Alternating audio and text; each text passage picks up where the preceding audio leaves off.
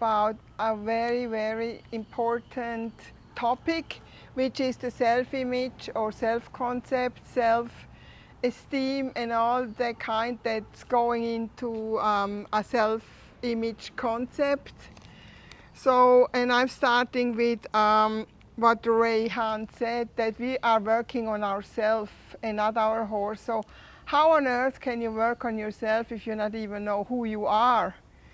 And now my credit now goes to Buck Brannaman, because I read in an interview about what's important to him, and I have it right here. But before I say, before I'm reading it, I would like to share something of my life.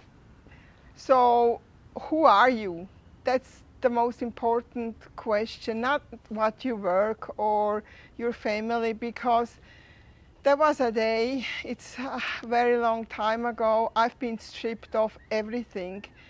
My self-image, or who I thought I was a mom of 4 children and a wife, and we had houses and businesses, and this was stripped off me basically within a few days.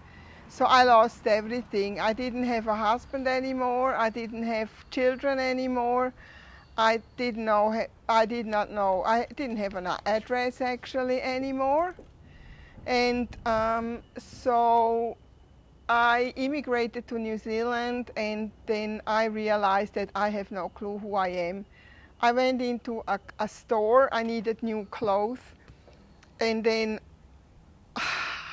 I had almost a breakdown, because I was looking at all these clothes and I said, I don't have an identity.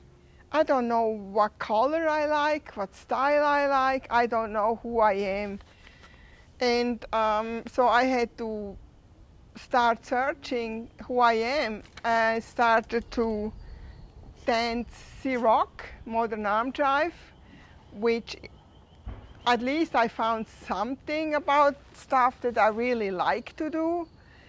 And then I came to Australia, and then, as I said, I saw Buck Brannaman the first time in Christchurch, and then I came to Australia and I was reading more about it, because now I was speaking English. And then I have this in my shed since the beginning. That's about 9 years ago since I started, or even longer. And it's all about the self-image. And I have to give all the credit to Buck Brannaman, how big his help was to find myself. And it says that self-image management with success comes from the inside out, not from the outside in. And to really live, that is to find life reasonably satisfying, I must have an adequate and realistic self-image that I can live with. So this is just a little, something little out of the whole teaching. And because I'm just doing a little bit concentrated about stuff that I actually could do workshops hours and hours about with people.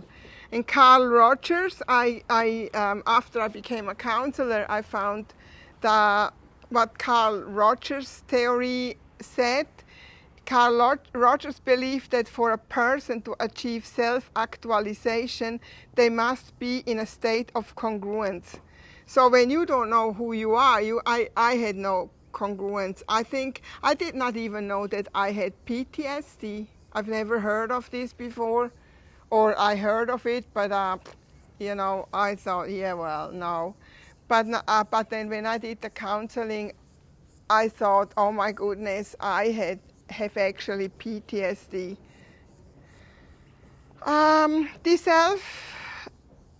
This means that the self-actualization occurs when a person's ideal self, that means who they would like to be, is congruent with their actual behavior. And this is so fantastic with doing equine therapy. So I have as always laminated. I'm I'm having laminitis.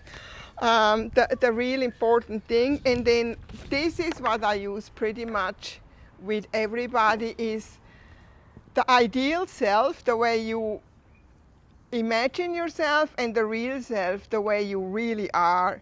And this is vital to recognize the difference. So that's what's happening in the workshops. And then as content creator, I have tons of material like about self-identity, the question, who are you? And the self-concept, it's the image we have about ourselves. And then there are 3 parts of self-concept, and then there are multiple dimensions, because if you do not know who you are, you don't know where you belong. And then if you don't know where you belong, so what are your values? You see, everything comes together with the congruency, and